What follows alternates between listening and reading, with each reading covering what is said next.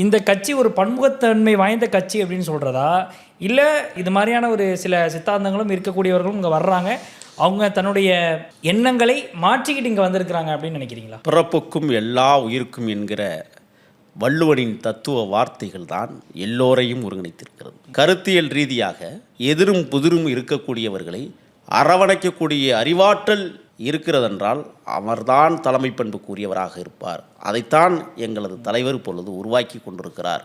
விஜய் அவர்கள் சாதாரணமானவர் அல்ல. அந்த கருத்தியல் இப்போ பாஜகவினுடைய ஒரு தூண்டிலாக இருக்குமோ, அல்லது வந்து பாஜகவுக்கு அனுப்பப்பட்ட ஆட்களாக இருப்பாங்களோன்ற ஒரு விமர்சனம் வைக்கப்படுதில்ல, அதில் வந்து ரொம்ப எச்சரிக்கையாக முன்னெச்சரிக்கையாக விஜய் அவர்கள் இருக்கிறாரா? நீங்கள் அப்படி பேசுவதை விட நான் புலிகள் அனுப்பியிருக்கிறாங்கன்னு என்ன சொல்லுவாங்களா?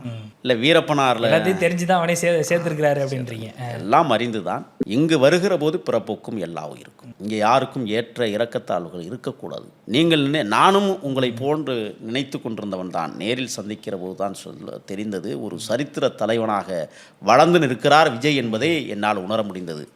இப்போ இங்கே நான் வர்றேன், இங்கே இஸ்லாத்துக்களும் தமிழர்களே, கிறிஸ்தவர்களும் தமிழர்களே, இந்துக்களும் தமிழர்களே என்பதை ஒட்டுமொத்த உருவமாய் இன்றைக்கு பறைசாற்றி இருக்கிற முகமாக தலைவர் விஜய் அவர்கள் பரிணமித்து நிற்பதை நாம் பார்க்க முடிகிறது. அவர் சமத்துவத்துக்கான தலைவர்.